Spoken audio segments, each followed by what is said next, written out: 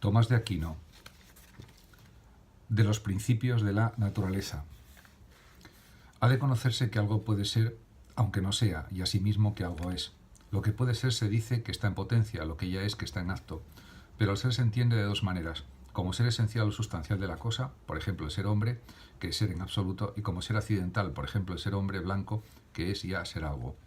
Para uno y otro ser, algo hay en potencia. Pues algo hay en potencia, en efecto, para que exista el hombre, como el semen y el ciclo menstrual, y algo hay a la vez para que sea blanco como el hombre. Puede llamarse materia tanto a lo que está en potencia para el ser sustancial como a lo que está en potencia para el ser accidental, como se dice el semen del hombre y el hombre de lo blanco. Pero en esto difieren, a saber, porque la materia que está en potencia para el ser sustancial se llama materia esquá, la que está en potencia para el ser accidental, material inquá. Asimismo, hablando con propiedad, lo que está en potencia para el ser sustancial se llama materia prima, lo que está en potencia para el ser accidental, sujeto, por donde se dice que los accidentes están en el sujeto, pero no se dice, en cambio, que la forma sustancial esté en el sujeto.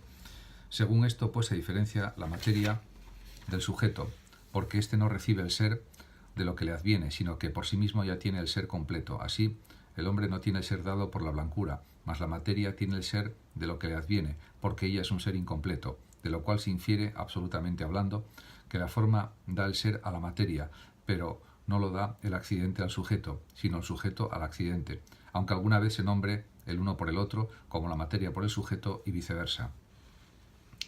Así como todo lo que está en potencia puede llamarse materia, así también todo aquello de lo que algo tiene el ser, ya sustancial y accidental, puede denominarse forma. El hombre, por ejemplo, siendo blanco en potencia, se hace blanco en acto por la blancura, y el semen, siendo hombre en potencia, se hace hombre en acto por el alma.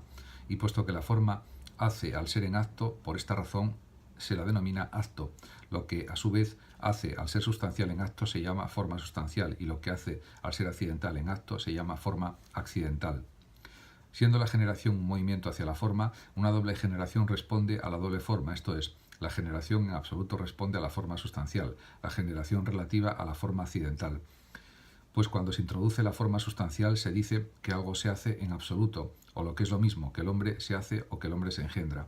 A su vez, cuando se introduce la forma accidental, no se dice que algo se hace en absoluto, sino que se hace esto. Así, cuando el hombre se hace blanco, no decimos que el hombre se hace o se engendra en absoluto, sino que se hace o se engendra blanco.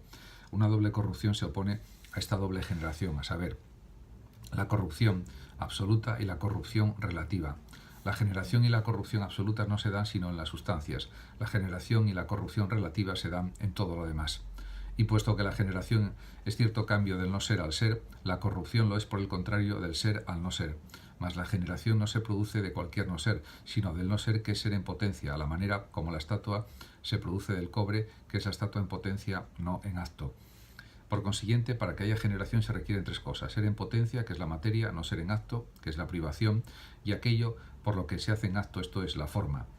Cuando del cobre se hace la estatua, la materia es el cobre, que está en potencia para la forma de la estatua; la privación, lo que llamamos su no figuración o no disposición; la forma, la figura por la que se llama estatua, aunque no sea en este caso forma sustancial sino accidental, porque el cobre tiene ya ser en acto antes de advenirle aquella forma, y su ser no depende de dicha figura. Todas las formas artificiales son, pues, accidentales, puesto que el arte no trabaja sino sobre lo que ya está constituido en ser por la naturaleza.